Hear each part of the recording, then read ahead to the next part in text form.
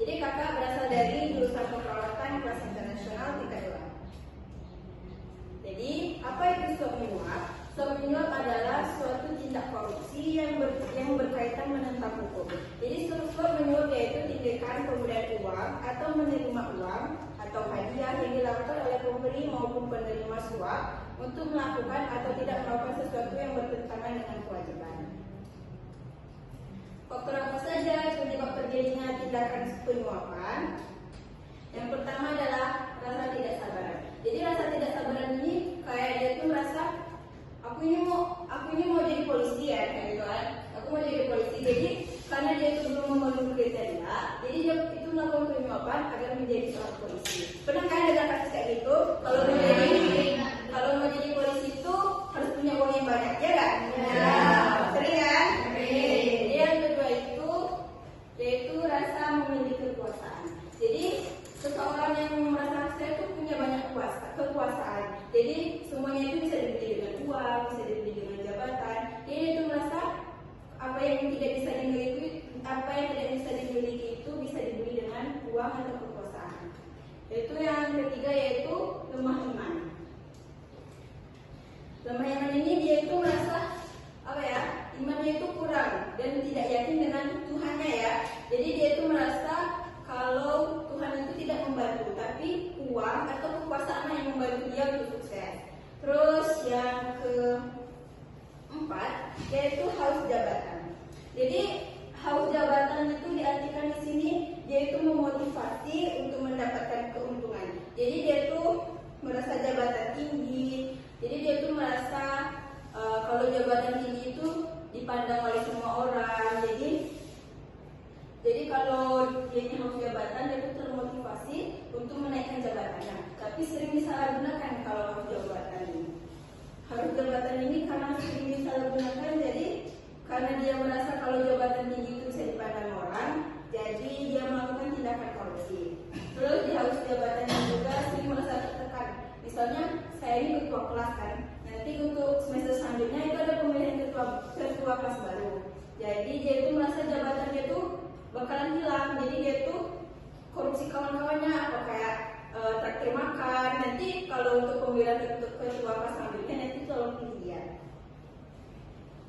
Selanjutnya yaitu ada rasa venalitas. Ada yang tahu di sini apa itu rasa venalitas? Belum. Jadi rasa venalitas itu adalah jual beli jabatan atau kekuasaan. Misalnya kalian mau jadi PNS. Nah, kalau kalian mau jadi PNS itu, jadi kalian butuh pakai uang. Jadi di rasa venalitas itu jual beli jabatan atau kekuasaan bagi yang mampu. Jadi kalau kalian punya uang, kalian dapat jabatan. Jadi kalau kalian nggak punya uang, kalian nggak dapat jabatan.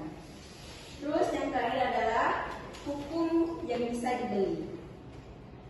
Untuk orang yang memiliki uang, kekuasaan, orang-orang politik itu kan, biasanya kan kekuasaan itu luas kan. Jadi dia itu dengan kekuasaan dan uangnya itu dia itu bisa mempengaruhi politik. Kan ada kan kasus yang korupsi tapi cuman denda 2 juta pun nggak dengar. Itu contohnya. Kemudian peraturan perundang-undangan mengenai suap menyuap.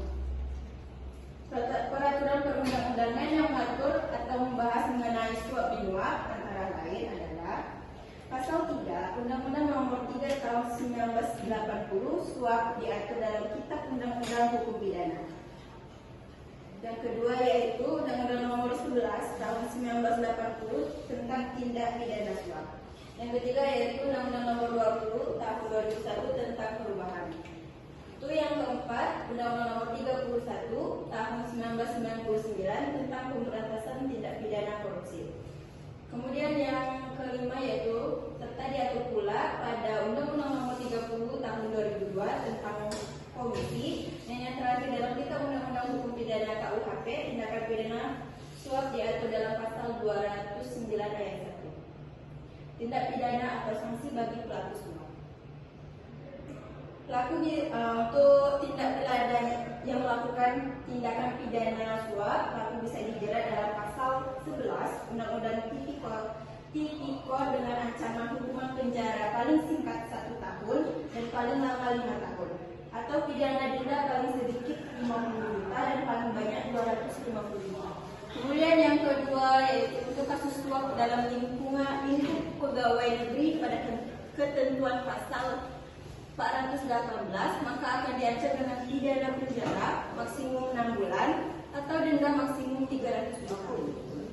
Terus yang terakhir, penyuap yang dikenal pada pasal 12 AUU 31 tahun 1999 sebagaimana diubah dalam Undang-Undang Nomor 20 atau 2001 tentang pemberantasan tindak pidana korupsi yang dikatakan sebagai pemberian suap. Pasal 12 A itu, penerima suap bisa dipidana penjara seumur hidup atau 4 hingga 20 tahun penjara dan denda senilai 200 juta hingga 1 miliar. Dampak dari tindakan suap menyuap. Yang pertama yaitu moral rakyat Indonesia semakin memburuk dengan melekatnya sikap yang seharusnya tidak kita terapkan. Yang kedua yaitu perilaku suap dilihat dari sisi perkembangan ekonomi, suap dapat menurunkan kondisi perekonomian negara. Kemudian yang ketiga, dengan melakukan suap, kita akan semakin merasa ketergantungan dengan uang agar masalah yang kita hadapi bisa terselesaikan dengan cepat. Jadi yang ketiga ini seperti yang kakak jelaskan dari yang di slide awal tadi.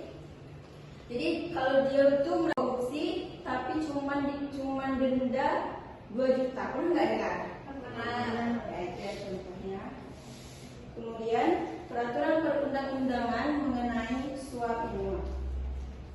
Peraturan perundang-undangan yang mengatur atau membahas mengenai suap menyuap antara lain adalah Pasal 3 Undang-Undang Nomor 3 Tahun 1980 suap diatur dalam Kitab Undang-Undang Hukum Pidana.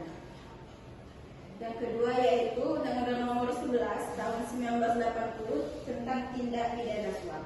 Yang ketiga yaitu Undang-Undang Nomor 20 Tahun 2001 tentang perubahan. Itu yang keempat, Undang-Undang Nomor 31 Tahun 1999 tentang pemberantasan tindak pidana korupsi.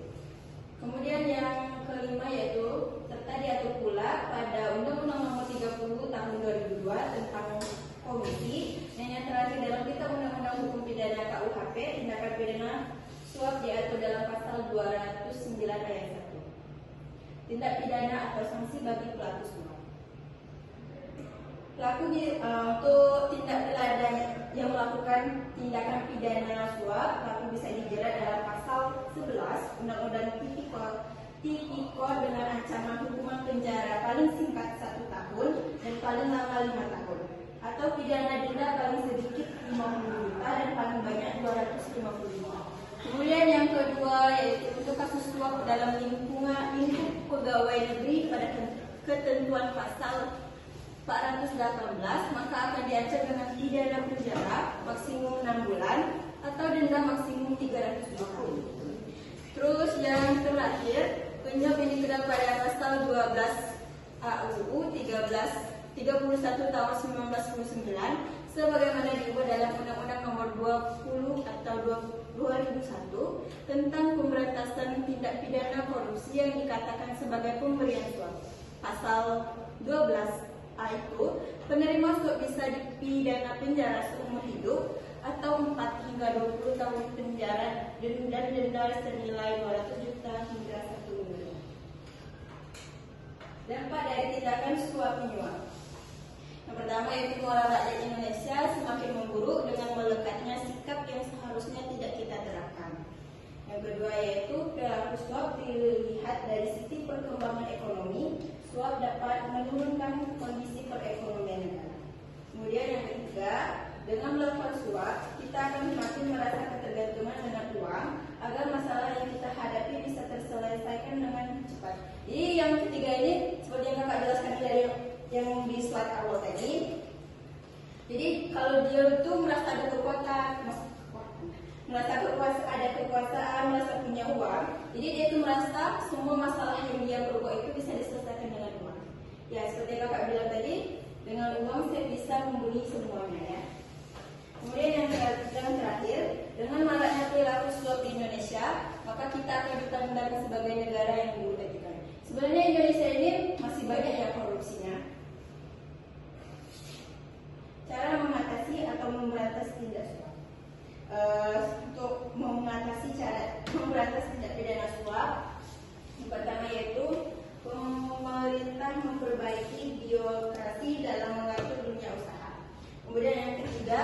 konflik kepentingan harus diatur secara tegas dalam aturan hukum. Kemudian selain itu pada sektor penegakan hukum harus diperkuat. Kemudian yang terakhir pada intinya itu adalah semua orang harus sama-sama saling membantu dalam mewujudkan Indonesia yang bebas suap. Dan di sini sebelum kakak menutup penjualan pada hari ini, apakah ada yang mau dipertanyakan? Silakan berdiri.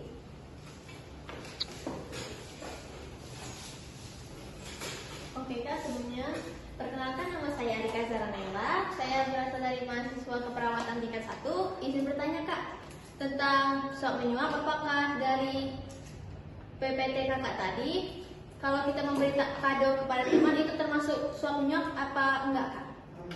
Terima kasih ya Kak. Ya Kak, langsung saya jawab. Jadi memberikan kado kepada teman itu sebenarnya itu kalau opini kakak ya, kalau pendapat kakak itu dilihat dari niat kalian apa. Misalnya kalian beri hadiah sama dia dengan niat ya karena pertemanan, untuk mempererat hubungan pertemanan, atau karena hal-hal yang menyenangkan lah ya. Tapi kalau kalian memberi hadiah dengan niatnya kayak aku mau kasih dia hadiah agar dia nanti kasih hadiah saya pas ulang tahun. Jadi sebenarnya kalau kita memberi hadiah itu jangan berharap lagi. Tapi kalau dikasih ya alhamdulillah. Tapi kalau tidak ya itu, kalau menurut kakak dilihat dari niatnya apa. Kalau niatnya baik ya tidak dianggap sebagai suap menyuap. Tapi kalau niatnya dengan berharap balasan itu termasuk suap menyuap. Apakah mengerti? Mengerti Kak. Terima kasih Kak. Baiklah, dari penjelasan kakak tadi ada yang dapat menyimpulkan? Boleh silakan berdiri. Baik Kak, terima kasih atas kesempatannya. Kenalkan, nama Dery Satra Ramadan dari STR Keperawatan tingkat 1. Menurut Dery, kesimpulan yang bisa Dery sampaikan, suap menyuap adalah tindakan memberikan uang, barang atau bentuk lain dari pembalasan untuk mengubah sikap penerima suap. Suap juga merupakan salah satu jenis tindak pidana korupsi dan dapat menimbulkan bahaya terhadap keamanan umat manusia. Intinya, suap menyuap adalah tindakan yang sangat merugikan banyak pihak. Terima kasih ya. Terima kasih kepada Dery. Baiklah, untuk kesimpulan dari kakak, kesimpulan dari penjelasan yang kakak sampaikan, jadi kepada kita untuk generasi muda yang ke depan, mari jadi generasi muda Indonesia yang cerdas, tanpa korupsi, tanpa suap menyuap dalam praktik kehidupan. Dan terima kasih. Baiklah, di sini kakak ucapkan terima kasih yang sebesar-besarnya kepada adik-adik yang telah meluangkan waktunya untuk datang ke penyuluhan kakak pada hari ini. Saya ucapkan terima kasih dan wassalamualaikum warahmatullahi wabarakatuh. Waalaikumsalam warahmatullahi wabarakatuh.